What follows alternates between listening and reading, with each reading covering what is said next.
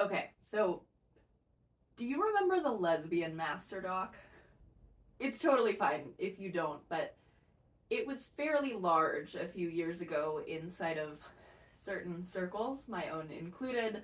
I still sometimes see references to lesbians printing off a PDF of the Lesbian Masterdoc and giving it to women they find who are questioning. I find that really cute. I do have some little teeny tiny complaints that I would like to make about the document as we go through, but I am a Lesbian Masterdoc truther. I think there is a lot more good to be gotten out of this document than there is negatives. If you're looking for somebody who's going to be picking apart and disagreeing with some of the main theology behind the Lesbian Masterdoc, I might not be the kind of lesbian you're looking for. But if you happen to be, like, a bisexual identifying person who constantly really, really wishes that they were a lesbian and they didn't have to date men, there's probably something in this video for you, and there's definitely something in the Lesbian Masterdoc for you. I've linked the Lesbian Masterdoc below. You can find the original post from its author, who was known at the time only as Cyber Lesbian on Tumblr, though that link is to a dead Google Docs post that got taken down for apparently violating guidelines. A little lesbophobic to me. But in the interest of the free market, there are plenty of PDF copies around if you Google it, and I linked to the one that I have bookmarked below. The name of the Lesbian Masterdoc is Am I a Lesbian? And it was written by, as I said before, Cyber Lesbian, who was mostly anonymous until fairly recently. We're going to talk a little bit about her Vice interview, which is also linked in the description below with the rest of my sources, but for now, this was something that was uploaded to Tumblr after being made in 2 days by somebody with the username of Cyber Lesbian. I'm stressing that just because I have seen some discourse, and while I do agree with the reasoning behind some of the complaints people have about the Lesbian Masterdoc, I think it's important to know that this is something that somebody who thought they might be a lesbian started putting together as they started feeling comfortable with being a lesbian. It might not be the Masterdoc that you as a lesbian would make. It's probably not the Lesbian Masterdoc that I would make, although I'm not sure what all would be in mine. Let me know in the comments, what would your section in the hypothetical new Lesbian Masterdoc be called? Mine would be, you are so gay, it doesn't matter that you think you like Peter Malark, he's just femme-coded. So before I really start to dissect this, I actually wanted to skip ahead and talk a little bit about the TLDR that's attached at the bottom of the Lesbian Masterdoc. I've personally never been a skip straight to the TLDR person, but I'm putting myself in the shoes of the kind of person that I imagine this document was written for, other than, you know, the author who was writing it for herself.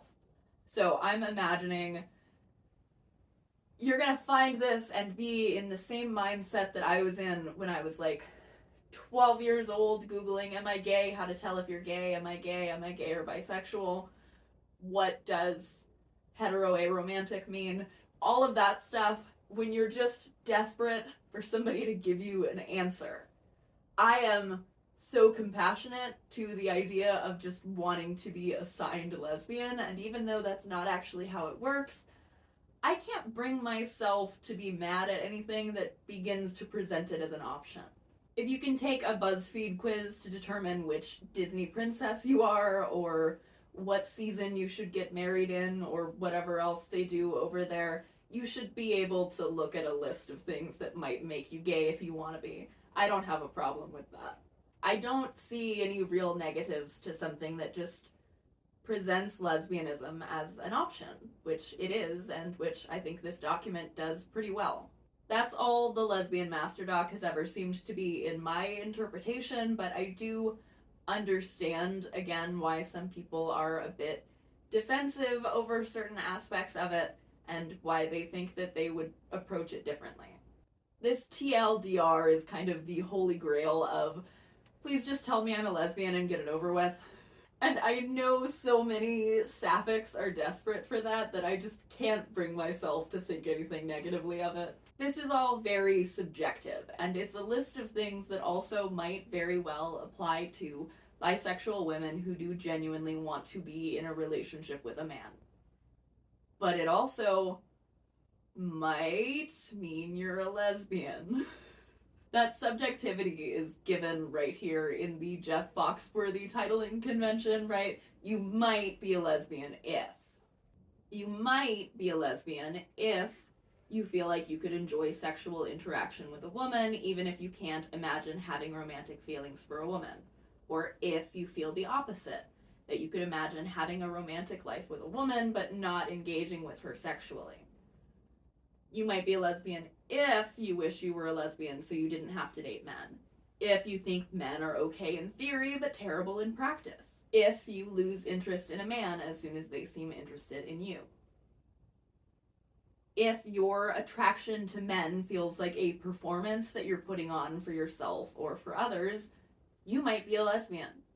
You also might be a bisexual woman who is unpacking some baggage around your sexual identity and your attraction to men, and that's totally fine. Like, I am pushing the whole you might be a lesbian agenda here because I think that needs to be heard more than you can date men and only men for the rest of your life if you want to, but obligatory, you can date men and only men for the rest of your life if you want to. Even if you go down this list and all of this is true and you still love your husband and want to be married, I'm not here to shit on that. And neither was the author of the Lesbian Masterdoc. We're going to talk about her Vice interview later, like I said, but the author of this list of things that might make you a lesbian actually did come out as bisexual later. That doesn't negate anything about what she's saying being true, though. Like, the part about feeling like your attraction to men is a performance. I picked a boy at random to have a crush on as a teenager because I knew it would get my parents off my back about their speculations about my sexuality. I knew that they thought I was a lesbian before I knew I was a lesbian, and I was trying to, like, cover up for it because I felt like I needed to just convince myself, teach myself how to have a crush on a boy, and I picked the least offensive one, and also one that was completely inaccessible, not somebody who I had to worry about actually being interested in me. Things like that are all over this document. Things like picking a boy at random to have a crush on might be a sign of lesbianism. Yeah, it might. I'm not going to be so mad at the reality of sometimes having to discuss men when we talk about lesbianism that I will dismiss that that's a helpful thing for somebody to hear as they're figuring this out. If you want, like, intense lesbian separatist theory, you can go find that from the feminists and thought leaders that are being kind of homaged to in this document. A lot of these points boil down to something that I am grateful every day that I managed to pick up before I had to be in relationships that I wasn't stoked about. You might be a lesbian if you don't want to date men, but you feel like you have to. A lot of the points in the TLDR are this just boiled down to different bones. You dislike being attracted to men, or you only notice that you're attracted to men after somebody else points it out to you. You think that because you could survive dating or being married to a man, that means that you're attracted to them, when it doesn't, and attraction actually isn't about survival or what you have to put up with. Or maybe you do like men. Maybe you really, really, really want to be a lesbian and be with a woman, but you do have a crush on a fictional man, or your white boy of the month, or whatever. Or maybe it's somebody completely faceless in your fantasies. Or maybe when you fantasize about a man, you're imagining yourself in the place of a man, having sex with another woman. All of this is very normal and also not very talked about. There's this idea, I think, that because lesbianism is inherent, and yes, it is, I do believe that it's something that is 100% there or not from day one. And that's not true for a few reasons. Not just being that attraction and willingness to date people in certain categories can fluctuate and change as you grow, but also because who you're attracted to can change. Your capacity to feel attraction to women, once you have allowed yourself to identify that for what it is, completely grows and shifts in a lot of cases. This section, examining all of the reasons why you might not actually want to date men, even though you think you can survive it, all boils down to you feel like you have to learn how to love men. And I just can't be angry about telling somebody that they get to be a lesbian if they want to. I just can't. I have some minor critiques with the document. I wish that she had just coined a new word for what she's talking about these kind of selective crushes that lesbians might think they have on men, rather than bending compulsory heterosexuality into a new definition that removes it from Adrienne Rich's original essay about lesbian existence. But overall, I think that what the Lesbian Masterdoc does and what it was setting out to do is a net positive for the world and for lesbians and for women. In Compulsory Heterosexuality and Lesbian Existence, Adrienne Rich says, feminist theory can no longer afford merely to voice a toleration of lesbianism as an alternative lifestyle, or make token allusion to lesbians. A feminist critique of compulsory heterosexual orientation for women is long overdue. So there's obviously no shortage of feminist theory and text to read from around this time. Adrienne Rich is a second-wave feminist, and this essay was published in 1980. A lot of the lesbian theory at the time did not take the existence of lesbianism into consideration at all. Adrienne is pointing to something that was already protested by the Lavender Menace in 1970. In 1969, Betty Friedan, another member of the second-wave feminist movement who wrote The Feminine Mystique, reportedly said that there was a Lavender menace that was threatening to take over the respectability of good, cultured feminism. A group of lesbians who would later be known as the Radical Lesbians responded by showing up in Lavender Menace t-shirts and insisting on having their voices heard during her speech. This group actually included Rita Mae Brown, who wrote Ruby Fruit Jungle. The more you know. As with all progress, though, this wasn't a one-and-done solution, and lesbians and bisexual women are honestly still infrequently considered in general feminist discourse, right? So even a decade later, leading to the writing of this essay by Adrienne Rich, lesbians still really were not being considered.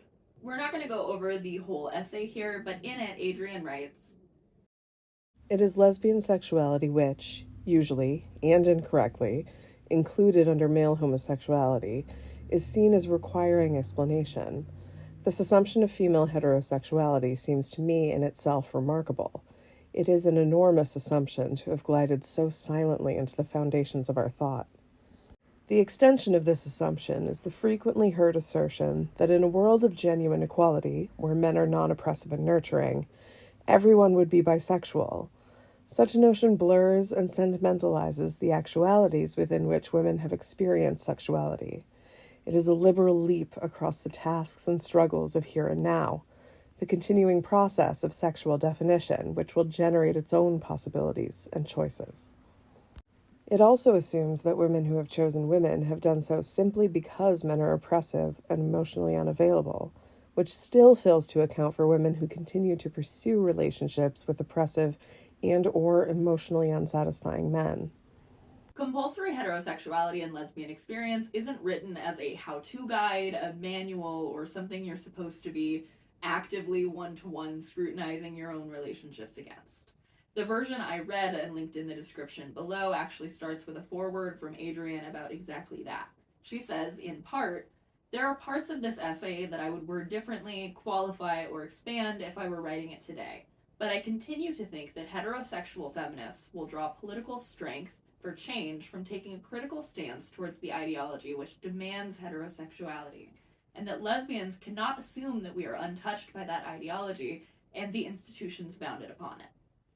So this essay puts forward a bunch of different arguments to the ways in which heterosexuality is a coercive force for women.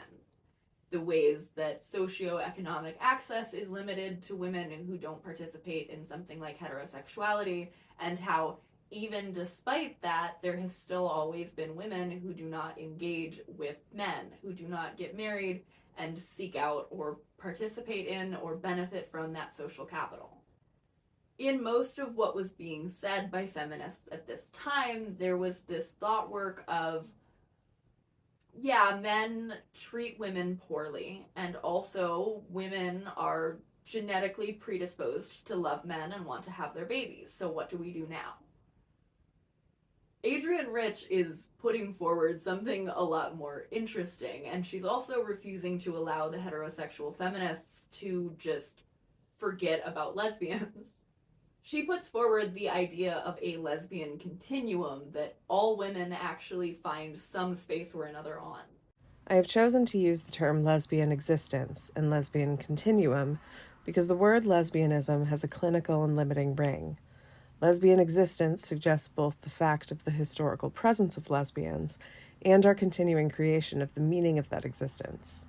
I mean the term lesbian continuum to include a range, through each woman's life and throughout history, of women-identified experience, not simply the fact that a woman has had or consciously desired genital sexual experience with another woman. If we expand it to embrace many more forms of primary intensity between and among women, including the share of a rich inner life, the bonding against male tyranny, the giving and receiving of practical political support, if we can also hear it in such associations as marriage resistance and the haggard behavior identified in Mary Daly, obsolete meanings, intractable, willful, wanton, and unchaste, a woman reluctant to yield to wooing, we begin to grasp breadths of female history and psychology which have lain out of reach as a consequence of limited, mostly clinical definitions of lesbianism. The version of compulsory heterosexuality that's put forward in the Lesbian Masterdoc is a very, very simplified take on this concept. And I don't find that inherently bad, but I do kind of wish that this maybe was recategorized as something with a different name that just was similar to what Adrienne Rich was talking about. Because now we sometimes see takes like, oh, I'm a lesbian, but my comp het makes me carnally desire sexual intercourse with this man in a heterosexual way. And it's like, that's not really what she was talking about. If I had to rename what's being discussed most of the time in the Lesbian Masterdoc, I think I would call it something like knee-jerk heterosexuality. And the thing is, while I think that is a different thing, or maybe a different response to the structures that Adrienne was examining in her essay, it's still absolutely something that I want people to have the language to talk about. From the Masterdoc, compulsory is the opposite of optional. Compulsory heterosexuality is exactly what it sounds like. Being straight is something our culture tries to force on us.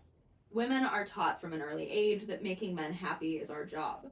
We're supposed to be pretty for men. We're supposed to change the way we talk so men will take us more seriously. We're supposed to want a man's love more than anything else. Our magazines are full of sex tips on how to better please men. Our movies are about how we're supposed to fall in love with men. We literally cannot exist in public without men loudly rating us on how well we're pleasing them visually. So, what happens if you want to be with women? What happens if you're not attracted to men at all? When you're trained from childhood to see romantic/sexual relationships with men and only men as major life goals, how do you separate that from what you want? The document then goes on to make my favorite point. If you're questioning if you're a lesbian, it's way more important to ask yourself if you can truthfully be happy with a man than if you're attracted to them. Ask yourself if you can have healthy, fulfilling relationships with men and actually want to be with them. You can be attracted to men and not know if you are because of compulsory heterosexuality, and it doesn't mean that you want to be with them. Attraction is supposed to feel good. If being in relationships with men isn't appealing to you, if you truly can't see yourself ending up happy in relationships with men, or if your attraction to men makes you uncomfortable, you may be a lesbian. Lesbian isn't a dirty word, and being a lesbian is beautiful. As we see with backlash to Adrienne Rich's essay and to the Lesbian Masterdoc, the lesbian experience is one that is obviously very personal. Each lesbian has a different existence. Every lesbian would write a different Masterdoc if they could. A lot of bisexual women would write different master docs about bisexuality as well. The best thing about it is that everyone can. If you read the Lesbian Masterdoc and it made you mad because you felt like it talked about men too much, first of all, consider that it might not have been for you if you've already unpacked your attraction to men, or lack thereof. And two, go write your own. I'd love to read it. I genuinely would. I find myself in the position fairly frequently as being an out lesbian and also somebody who has been very outspoken about my belief that if you want to be a lesbian, you can just be a lesbian, of encouraging people to allow themselves to have this curiosity. Because the truth is, if you are a woman or you are somebody who was raised or perceived as a woman, everything in the world has told you that you are attracted to men. Every feeling that you have had in your stomach when you've been talking to boys could have been genuine attraction, and it also could have been nerves or stress or anxiety about how it doesn't feel like how you were told it was supposed to feel. If you are somebody who knows already that you are attracted to both men and women, and your attraction to women feels different and safer and more comfortable than your attraction to men does, you don't have to date men. You do not ever have to go on a date with a man again if you don't want to. If you want to call yourself a lesbian because you don't want to date men, you are more than welcome to do that.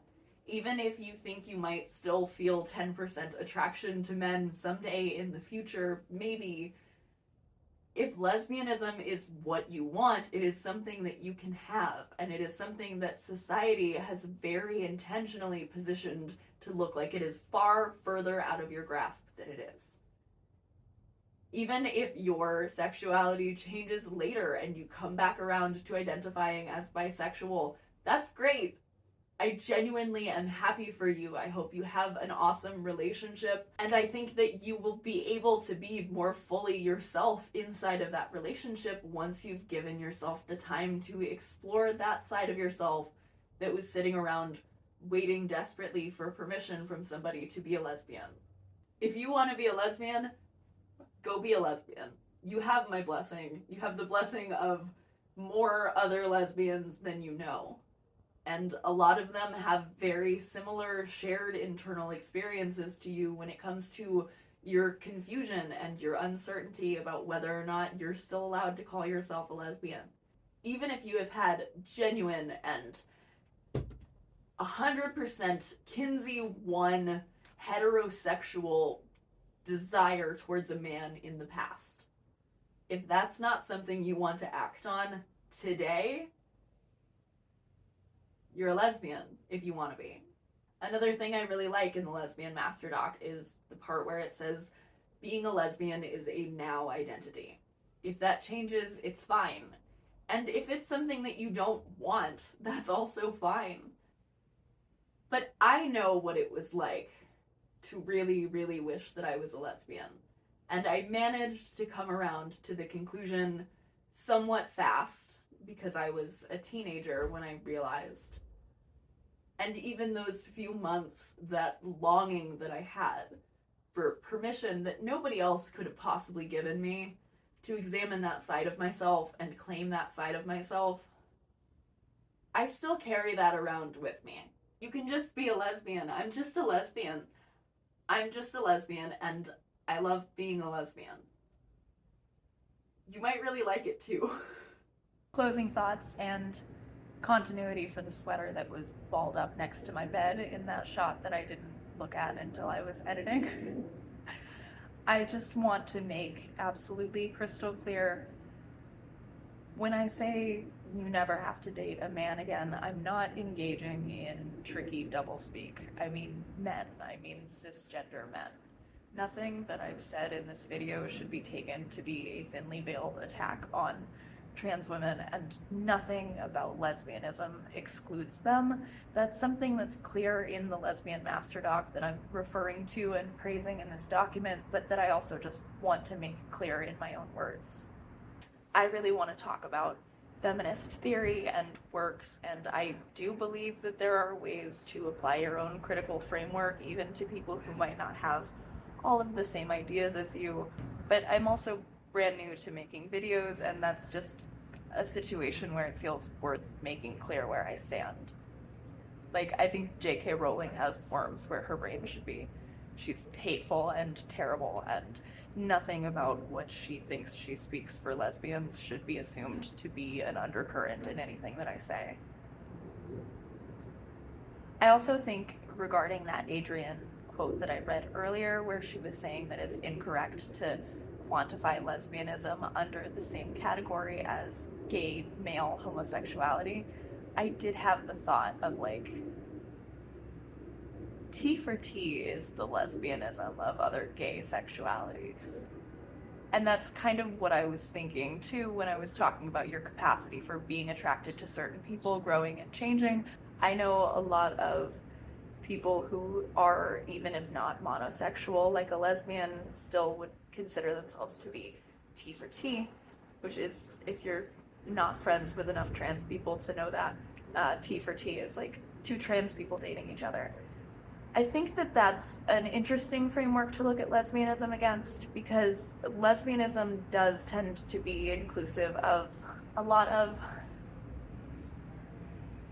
woman-adjacent genders, and I think that this is something that lesbians can take a lot of heat for that they don't need to, because I think it only matters if the lesbian and the person dating the lesbian still think that the lesbian should call herself that. Beyond that, it's just none of my business, and I don't think it's any of anyone else's either. And inherently, that is what ultimately will be the pitfall of any assumed masterdoc about what the lesbian experience is like. I did also just want to praise the author of the masterdoc. I said earlier, it's something that was made in 2 days, and I think even for that, it is a really helpful piece of work.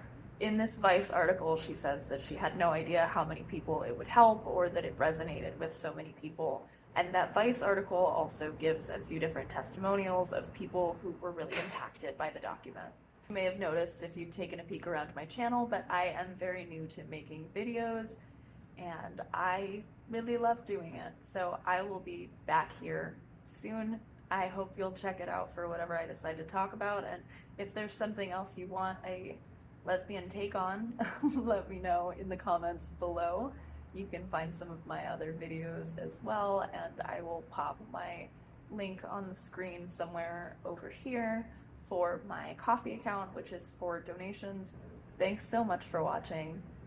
Let me know what you think. Let me know if there are points that you would have made that I missed. Do you want more videos about lesbian subculture things? Are there shows with gay characters in it that you want me to talk about? Do you also wish you liked Lexa more in The 100 than you did because she was kind of a nothing character, but then they killed her and you had to feel bad about it? Let me know.